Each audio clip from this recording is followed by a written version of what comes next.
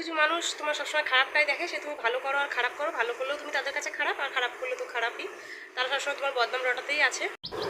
Hello বন্ধুরা, কেমন আছো তোমরা সবাই? আশা করি তোমরা সবাই খুব ভালো আছো, আর আমরাও কিন্তু ভালো আছি।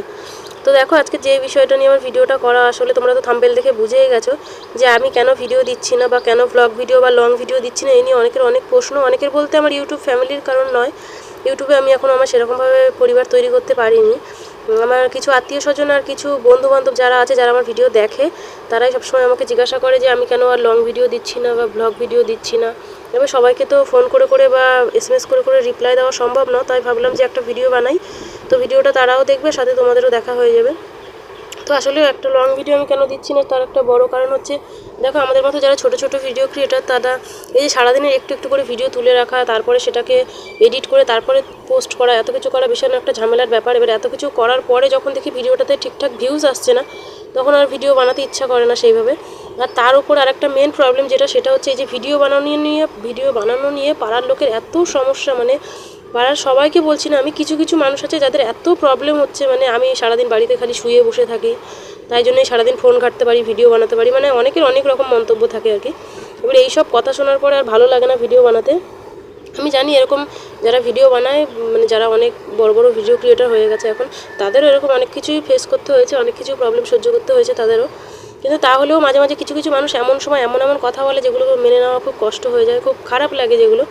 তো এরকম পাড়ার কিছু কিছু মানুষ আছে, যা সবাইকে বলছি না আমি, কিছু কিছু মানুষ আছে যারা প্রচুর, মানে তাদের প্রবলেম যে কেন ভিডিও বানায়, সারাদিন আমি ঘরে শুয়ে বসে থাকি তাই ভিডিও বানাতে পারি, মানে ফালতু মেয়ে, হ্যান ত্যান অনেক কিছু অনেকে বলে।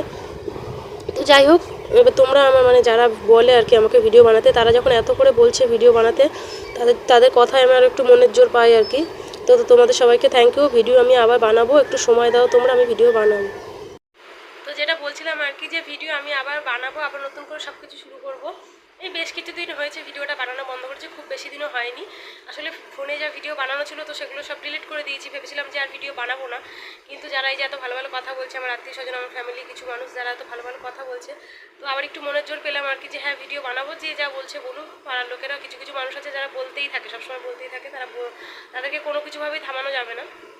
তো যাই হোক, ভিডিও তো আবার বানাবো। তো ফোনে যে ভিডিওগুলো ছিল সেগুলো তো ডিলিট করে দিয়েছি, তো আবার নতুন করে ভিডিও আবার নতুন করে তুলবো, তারপরে আবার সেগুলোকে এডিট করবো, তো অনেকটা একটু সময় লাগবে। তো তোমরা আমাকে একটু সময় দাও, তারপরে আমি আবার ঠিক ভিডিও পোস্ট করবো।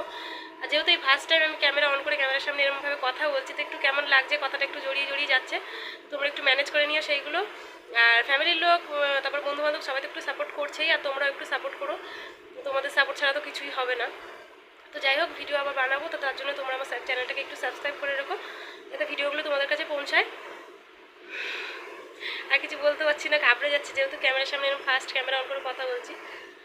যাই হোক, আজকের মতো টাটা, আবার নতুন কোনো ভিডিও নিয়ে আসছি, ভিডিও অবশ্যই নিয়ে আসবো, একটু সময় দাও তোমরা আমাকে, ভিডিও নিয়ে আসছি। তো তোমরা চ্যানেলটাকে আমার একটু সাবস্ক্রাইব করে রেখো সবাই।